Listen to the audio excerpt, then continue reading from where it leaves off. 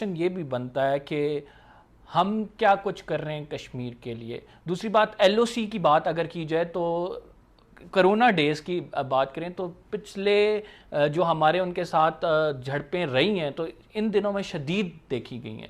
تو آپ کیا سمجھتے ہیں کہ ان دنوں میں بھی بھارت جب کہ دنیا کی ریاستیں دنیا کی معیشتیں اپنی بقا کی جنگ لڑ رہے ہیں لیکن بھارت اپنی ہٹ درمی سے باز نہیں آیا؟ دیکھیں ابھی ان کے ایک اور کمانڈر نے جو باہر بیان دیا ہے جا کے اور پاکستان کو دہشت گردی کہ پاکستان ان دنوں بھی دہشت گردی کر رہا ہے ہندوستان کے اندر، وہ مقبوضہ کشمیر کا تو ظاہر ہے ذکر نام نہیں لیں گے. تو چنانچہ آپ یہ غور سے دیکھیں کہ وہ کرونا وائرس کے دنوں میں بھی جہاں ہندوستان کی اپنی آبادی بڑے سخت خطرے کا شکار ہے اور یہ پھیل گیا تو ان کے لیے ناقابل یہ روک نہیں سکیں گے، تو پاکستان کو اپنا صحیح دشمن تصور کرتے ہوئے اس کے خلاف کوئی کسی کارروائی سے باز نہیں آتے. اور آخری فکرہ یہ ہے کہ پاکستان کے لیے اس کے علاوہ کوئی راستہ نہیں ہے کہ کرونا ہو یا نہ ہو، وہ کشمیر کے مقبوضہ کشمیر کے مسلمانوں کے لیے عملاً کسی جد و جہد کی ابتدا کرے، چاہے وہ کشمیری تحریک آزادی کی مدد ہو یا بالواسطہ نیم عسکری یا عسکری امداد ہو یا مالیاتی امداد ہو. آپ اگر یہ نہیں کریں گے تو کشمیر کے مسئلے کو عملاً ہندوستان نے ختم کر دیا ہے. آپ ہی ان کی واحد آواز رہ گئے ہیں، آپ نہیں بولیں گے تو یہ مسئلہ بالکل ختم ہو جائے. پہلے اسی کی اجازت دی گئی تھی اجتماع کی بھارتی انتظامیہ نے اور پھر اس کے خلاف کریک ڈاؤن ہوا. پھر اس کے بعد جو ہے مقدمہ درج کیا گیا، اسٹیٹ نے خود مقدمہ درج کرایا سربراہ مولانا محمد سعد کے خلاف. اور پھر کریک ڈاؤن کے بعد یہ بھی انہوں نے کہا کہ 10,000 روپے اس شخص کو ملیں گے جو کہ تبلیغی جماعت کے جو آپ کہہ سکتے ہیں پارٹیسپینٹس ہیں ان کو پکڑ کے لائے گا اور ہمارے حوالے کرے گا. تو ایک تو آپ نے خود اس کی اجازت دی اور اس کے بعد پھر آپ نے ہی کریک ڈاؤن کر دیا. تو where do you actually stand? Tariq صاحب آپ اس کا جواب دے دیں کہ آپ نے اجازت نہیں دینی تھی یا پھر کرونا کے دنوں میں اجتماع کی، اگر آپ نے اجازت دے دی پھر آپ نے کریک ڈاؤن بھی کیا، پھر اس کے بعد آپ نے کریک ڈاؤن بھی کر لیا، پھر آپ نے ایک آپ کہہ سکتے ہیں کہ اسٹیٹ نے خود ان کے جو سربراہ ہیں ان کے خلاف مقدمہ درج کرایا. تو واٹ از گوئنگ آن؟ یہ اصل میں اس کو انگریزی میں کہتے ہیں انٹریپمنٹ، اور یا قانون کی زبان میں بھی اس کو کہتے ہیں جال بچھانا، دوسرے کو جال میں پھنسانا اور اس کے بعد پھر اپنی کارروائی کرنا. یہ تو بالکل سوچے سمجھے منصوبے کا ایک حصہ ہے کہ آپ نے قانونی طور پر ایک اجازت نامہ جاری کیا کہ تبلیغی جماعت آئے اپنا اجتماع کرے، اور جب اجتماع ہو گیا تو اس کے بعد آپ نے ان پر الزام لگایا کہ آپ تو یہاں کرونا پھیلا رہے ہیں، اور اس کے بعد اس کے رہنما کے خلاف قتل کا مقدمہ، مین سلاٹر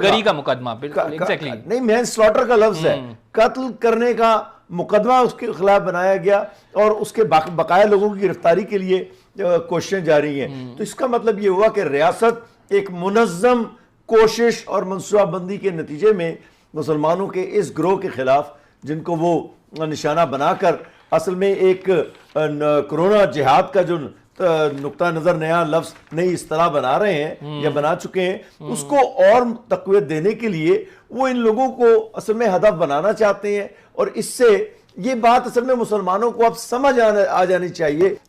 اس بات کا انتظار اصل میں روہنجیا مسلمانوں نے بھی بہت کیا تھا، اور آخر ہوا کیا کہ ان کو وہاں سے دھکے دے کر نکالا گیا، اور جس ملک میں گئے ہیں وہ ویسے بظاہر تو مسلمانوں کا سیکولر ملک ہے بنگلہ دیش، لیکن 10 لاکھ لوگ جو ہیں ان کا بھی محاصرہ ہے وہاں پر.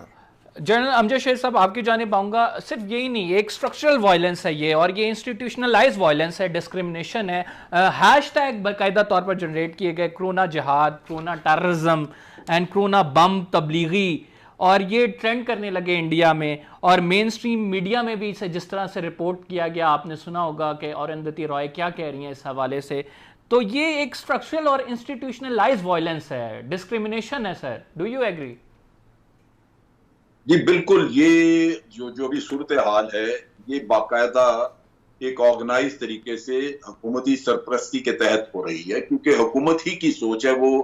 لہٰذا یہ چیز ان اقلیتوں کو سوچنی ہوگی کہ جہاں انصاف ان کو نہیں مل سکتا، ظلم بھی ہو رہا ہے، اور اگر ظلم کے خلاف وہ نہ روئے تو انصاف دینے والا کوئی نہیں ہے.